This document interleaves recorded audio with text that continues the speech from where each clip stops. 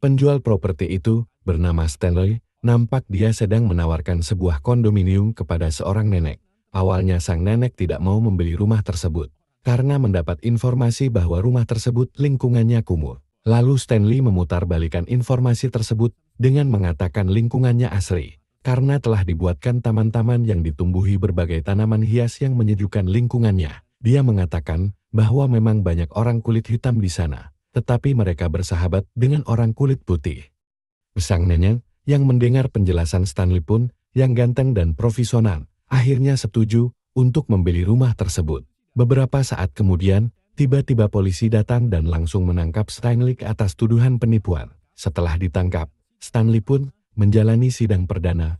Namun, hakim langsung memutuskan bahwa Stan bersalah dan dijatuhi hukuman penjara selama 10 tahun karena menyangkut penipuan berskala besar. Setelah sidang selesai, Stanley tidak terima dengan putusan hakim dan memerintahkan pengacaranya untuk menyuap hakim. Namun pengacara tersebut menolak untuk menerima suap tersebut. Kemudian Stanley memecat pengacaranya dan menyewa pengacara baru bernama Popper. Keesokan paginya Popper dan Stanley melakukan proses banding ke Mahkamah Pengadilan. Akhirnya Stanley mendapat pengurangan masa hukuman menjadi 3 tahun penjara dan mendapat potongan tahanan kota selama 6 bulan sebelum ia masuk penjara sesuai dengan persidangan. Stanley mengadu kepada Popper, kenapa ia tetap harus ditahan padahal Popper sudah menyuap hakim. Lalu Popper menjelaskan bahwa Los Angeles tidak menoleransi kasus penipuan.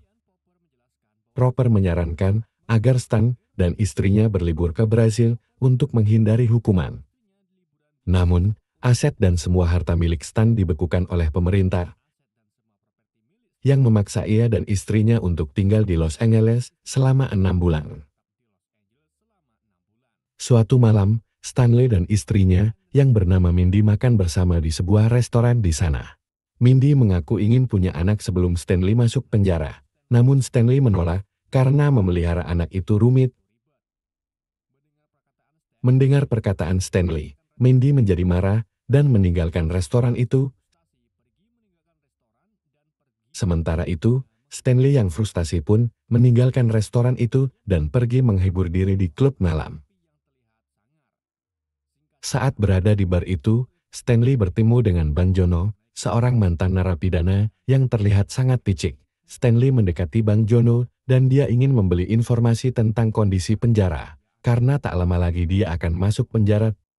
Bang Jono yang mendengar cerita Stanley merasa iba karena Fireline adalah penjara yang kejam. Para sipirnya tidak peduli dengan kondisi orang tahanan, ditambah melihat Stanley yang terlihat culun, akan menjadi sasaran pemerkosaan oleh para narapidana. Mendengar cerita Bang Jono ia menjadi panik, kemudian ia meminta saran Bang Jo. Bang Jo menyarankan Stanley bergabung dengan geng. Dengan bergabung dalam geng tersebut ia terhindar dari perkosaan, namun ia akan tetap diperkosa oleh anggota gengnya. Atau Stan memilih cara kedua yaitu dengan membunuh. Karena kasus pembunuhan itu disegani di dalam penjara. Saat mendengar informasi tersebut, Stanley hanya bisa pasrah karena dia tidak bisa melakukan keduanya.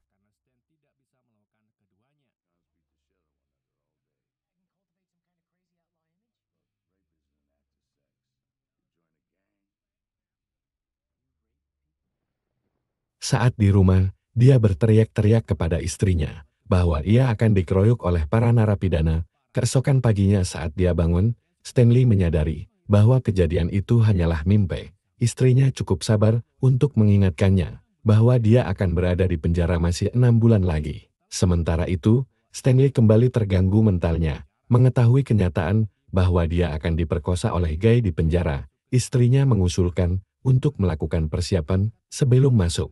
Akhirnya, Stanley bertekad untuk berlatih karat agar tidak diperkosa di penjara. Dia mulai membuat persiapan untuk masuk penjara, membeli obat pembentuk otot, membuat tato-tato di beberapa bagian tubuh agar tidak terlihat menarik.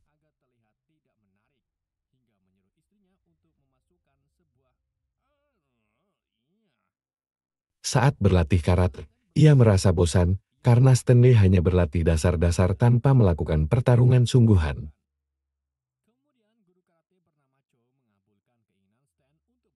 Kemudian guru karate bernama Cho mengabulkan keinginan Stanley untuk bertarung. Akhirnya, Stanley mulai bersiap untuk bertarung dengan salah satu murid Cardile. Tetapi setelah pertarungan dimulai, Stanley dengan mudah dikalahkan oleh si Cardile. Saat pertarungan dinyatakan selesai, Stanley tiba-tiba menyerang si Cardile karena merasa tidak terima dikalahkan. Akibat perbuatannya Stanley diusir oleh Cho. Beberapa saat setelah dia meninggalkan tempat karate, Stanley melihat seorang pria bernama Master yang sedang melakukan bakar-bakaran makanan. Singkat cerita, si Master memperlihatkan pukulannya untuk menghancurkan tembok. Stanley melihat kejadian itu, ia langsung membawa pulang The Master untuk dijadikan guru. Saat sampai di rumah, Stan memperkenalkan The Master kepada Mandy bahwa ia akan mempekerjakan The Master selama 6 bulan untuk melatihnya. Saat mereka bertiga makan malam, Mandy mulai bertanya tentang The Master, sedangkan The Master mulai menaruh tangannya di atas lilin sambil bercerita. The Master mengaku telah menguasai semua ilmu bela diri, sedangkan Stanley yang melihat tangan The Masternya masih di atas lilin semakin kagum dengan kehebatannya. Setelah selesai bercerita, The Master pergi ke toilet, sedangkan Mandy merasa tidak suka dengan kehadiran The Master karena dianggap agak gila. Namun Stanley berusaha untuk meyakinkan Mandy, mengatakan bahwa The Master adalah satu-satunya harapan baginya untuk bertahan hidup di penjara. Keesokan paginya, ia mulai pemanasan dengan meminum sari jeroan yang dicampur dengan telur menta. Malam harinya, Stan mulai berlatih menguatkan tubuhnya dengan cara memukul-mukul tubuhnya dengan tongkat apel. Mandy yang melihat suaminya sedang berlatih berusaha untuk menghentikannya. Tetapi Stanley tetap ingin melanjutkan latihannya. Keesokan paginya, Stan kembali melanjutkan latihannya. Stanley disuruh memakan kalajengking hidup untuk makan siangnya. Tetapi Mandy yang melihat hal itu, melarang dia untuk memakannya. Dan ia mengira sang master sudah gila. Perkataan Mandy membuat sang master sedikit tersinggung. Sampai-sampai Stanley tidak jadi mengambil makan siangnya. Nampaknya Mandy mulai merasa tidak nyaman sejak sang master tinggal di rumahnya. Sang master dianggap tidak peduli kebersihan, jorok, ditambah sang master bau badan yang membuat rumah itu semakin bau. Kemudian Stan berusaha membujuk Mandy dengan cara menjanjikan untuk membuat anak itu pada malam harinya. Ketika Mandy sedang tidur bersama Stanley, tiba-tiba ia berhenti dan mengatakan bahwa ada segerombolan pria berbadan besar yang datang untuk menghabisi rombongan itu dan sang master tewas. Mandy yang mendengar berita itu menjadi sangat takut, namun ternyata yang dikatakan Stanley hanyalah iseng belaka. Stanley hanya ingin Mandy merasakan apa yang dia rasakan. Setelah mengetahui bahwa Stan hanya iseng, Mandy sangat marah. Mandy menganggap Stan itu egois yang hanya memikirkan keinginannya saja tanpa peduli perasaan Mandy. Akhirnya terungkap Mandy memutuskan untuk kabur dari rumah. Tetapi Stan berusaha membujuk Mandy untuk punya anak. Awalnya Mandy senang, tetapi Stan menjelaskan bahwa yang dimaksud anak adalah anak angkat. Hal itu membuat Mandy marah lagi dan meninggalkan Stanley. Keesokan paginya Stan terpaksa melanjutkan latihannya tanpa ditemani Mandy. Sang master menyuruh Stanley untuk menirunya memecahkan kayu menggunakan jarinya. Tetapi saat Stanley mencoba, jarinya bengkok. Meskipun begitu, Stanley tidak pernah menyerah dan terus berlatih keras, mengangkat beban berat. Berlatih Tai Chi, menghindari lemparan sang master, memakan ular dan tidur di atas ranjang paku.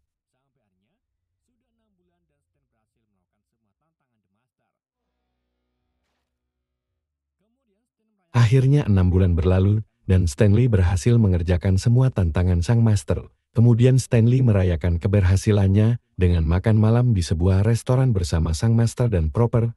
Kemudian sebagai tanda kelulusan, sang master menyuruh Stanley untuk memukul Cho si guru karat.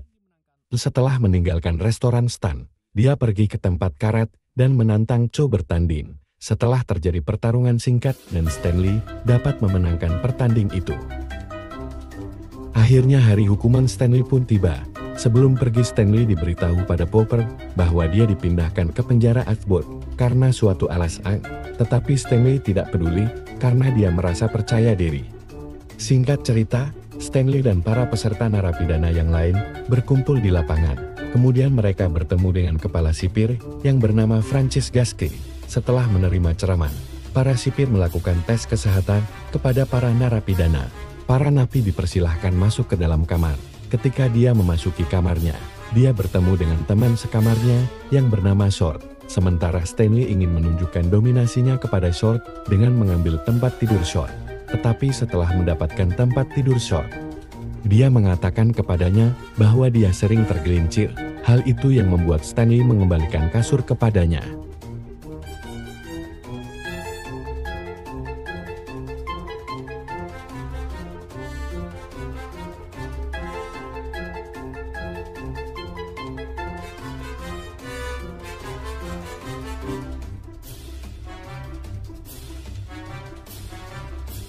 Keesokan paginya berdiri ditemani oleh Short, mulai melihat kondisi penjara.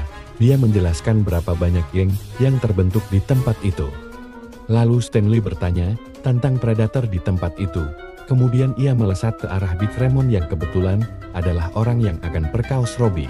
Stanley mulai mengumpulkan semua napi, sementara itu perkelahian pun dimulai antara Stanley dan Big Ryan.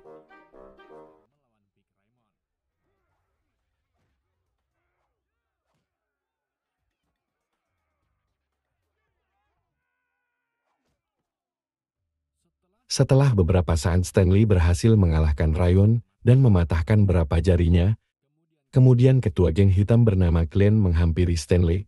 Glenn mengira Stanley rasis, kemudian Glenn menyuruh semua anak buahnya menyerang Stanley.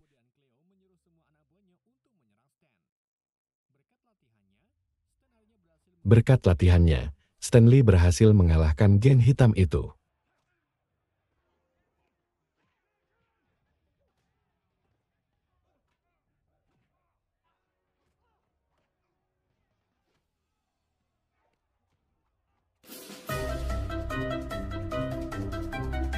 Setelah perkelahian selesai, Stanley menghampiri Glenn dan memberikan Glenn sebuah pukulan yang membuat gigi Glenn rontok. Setelah kejadian di lapangan, semua tawanan takut pada Stanley. Tidak lama kemudian Robbie datang. Robbie mengira Stanley membantunya demi mendapatkan tubuh Robbie.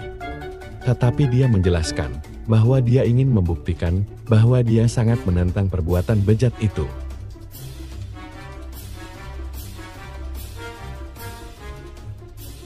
Suatu hari Stanley dipanggil Francis atau kepala sipir dan dia mengira akan mendapat masalah karena berkelahi. Tetapi ternyata itu dia ngasih udut ditambah segelas Amber. Rupanya yang menyuruh memindahkan Stanley tersebut ke Bourne adalah perbuatan Francis. Ternyata Francis ingin membangun perumahan elit di tanah Osborne dan meminta bantuan Stanley untuk mendesain lokasi perumahan tersebut. Sebagai imbalannya, Francis menjanjikan Stanley akan bebas dalam 1 tahun. Stanley yang mendengar tawaran tersebut langsung setuju untuk membantunya.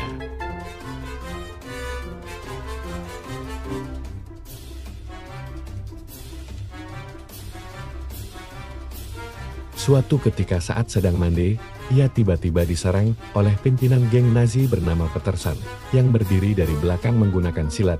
Namun Stanley dengan mudah mengalahkan Peterson dan menyerahkan Peterson kepada geng hitam. Keesokan paginya Stan mendapat kabar dari Short bahwa Peterson ditemukan di kamar mandi dengan LED yang tertancap di bagian bawah tubuhnya. Peterson harus boker sambil miring selama sebulan.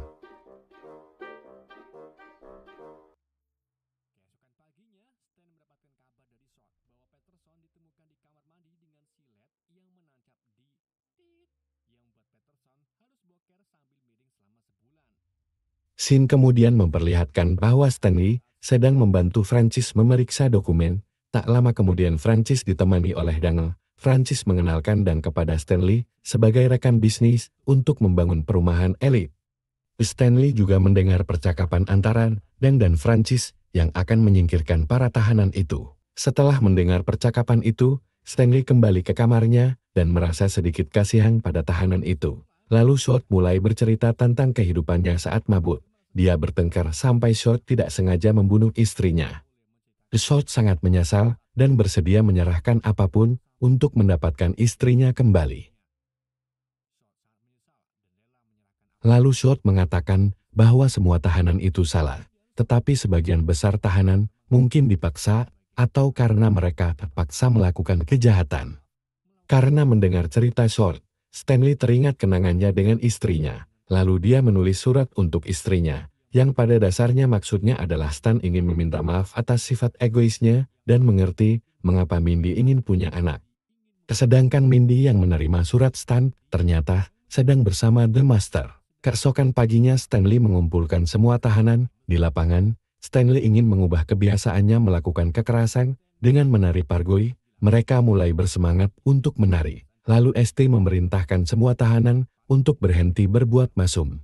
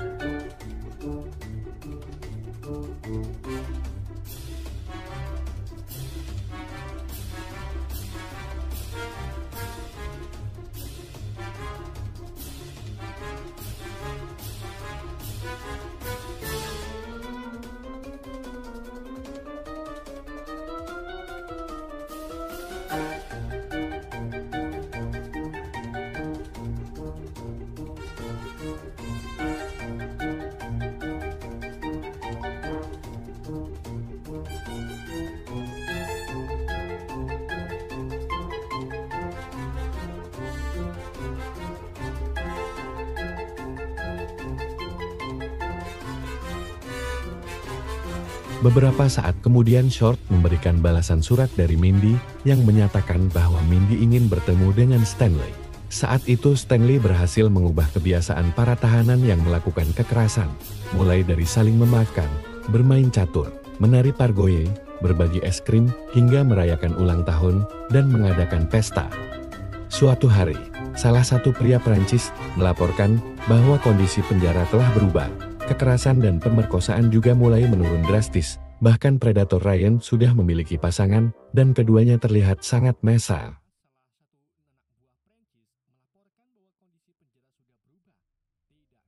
Mendengar hal tersebut, Francis mulai khawatir dengan rencananya untuk membangun perumahan elite. Lalu ia memerintahkan anak buahnya untuk memanggil Stanley.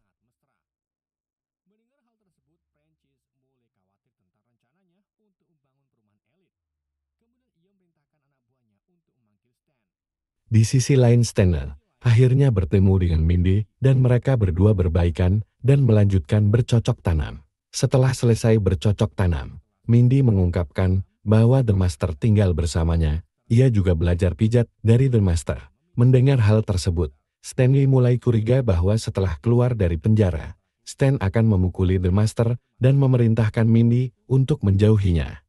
Tidak lama kemudian, sipir penjara datang. Lalu ia meminta Stanley untuk datang ke ruangan French, kemudian French menceritakan rencananya untuk membajak napi, seolah-olah sedang mengumpulkan senjata dan melarikannya saat Dewan Gubernur datang untuk inspeksi. Sedangkan Dewan Gubernur yang menyaksikan kejadian tersebut akan meminta sipir penjara untuk menambah ke tempat. Saatnya Dewan Gubernur menjual penjara tersebut ke pihak Vietnam. Sehingga Francis bisa membangun perumahan mewah di tanah tersebut jika rencananya berhasil. Stanley akan mendapatkan pembebasan tanpa syarat, tetapi jika tidak maka dan akan menghajarnya. Setelah mengetahui rencana Francis, Stanley menghubungi Pomper untuk meminta pendapat. Kemudian ia menyarankan Stanley untuk mengikuti rencana Francis karena Dang adalah orang yang berbahaya.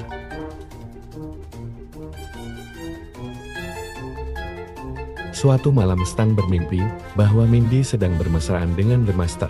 Setelah mengalami mimpi tersebut, Stan memutuskan untuk mengikuti rencana Franz karena ingin segera keluar dari penjara untuk bertemu dengan istrinya.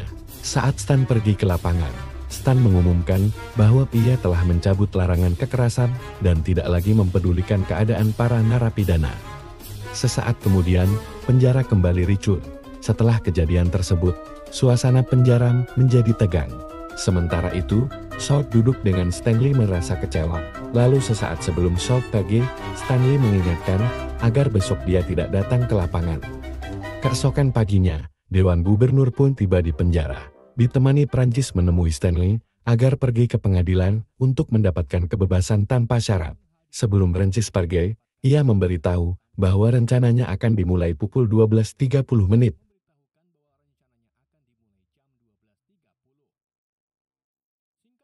Singkat cerita, Stanley pun pergi untuk menghadiri persidangan, namun di tengah persidangan, ia teringat akan kenangan bersama para narapidana yang sudah dianggap sebagai keluarga. Akhirnya, Stanley memutuskan untuk menghentikan rencana tersebut. Saat Franz pergi ke ruang Franz, ia dihadang oleh Dan yang ternyata adalah murid pertama sang master. Di sisi lain, para narapidana diberi senjata oleh para penjaga. Pada saat yang bersamaan Dewa dan Prancis sedang memantau kegiatan para napi saat Dewan melihat napi memegang senjata. Lalu Prancis memerintahkan anak buahnya untuk menembakinya. Pada adegan lainnya, nampak sedang terjadinya perkelahian antara Stanley dan Dan yang dimenangkan oleh Stanley dengan tusuk jari maut. Setelah berhasil mengalahkan Dan, Stanley bergegas menuju ke lapangan dan di sana Stanley melihat orang-orang Prancis yang sedang bersiap untuk menebak. Stanley mencoba menghentikan Prancis. Di sisi lain terjadi ketegangan di antara para tahanan. Tetapi tiba-tiba musik dinyalakan, yang membuat para tahanan malah menari pargoi. Leon merasa terhibur dengan tarian para tahanan sementara Franz memerintahkan anak buahnya untuk menembak, tetapi anak buahnya menolak karena para tahanan hanya menari pargoi. Di sisi lain terjadi ketegangan di antara para tahanan. Tetapi tiba-tiba musik dinyalakan, yang membuat para tahanan malah menari pargoi. Leon merasa terhibur dengan tarian para tahanan sementara Franz memerintahkan anak buahnya untuk menembak, tetapi anak buahnya menolak karena para tahanan hanya menari pargoi. Akhirnya Prancis mengambil senjata dan mulai menembak secara membabi buta ke semua arah para napi. Stanley yang melihat Prancis keluar langsung menghentikannya karena rencana Prancis telah gagal dan banyak saksi yang melihat. Prancis yang mengetahui rencana mereka telah gagal langsung mengarahkan senjata ke arah Stanley. Tiba-tiba Prancis dihajari oleh Mindy. Di sini terungkap bahwa The Master seorang pria impoten karena ia sering menggunakan udut. Selama ini Mindy ternyata hanya belajar bela diri dari The Master. Setelah 3 tahun kemudian, di saat hukuman Stanley berakhir, Stanley menjadi orang yang paling disegani di penjara. Sedangkan sang master jadi pengasuh dan guru bagi anak-anak Stanley dan Mindy. Film ternyata sudah berakhir.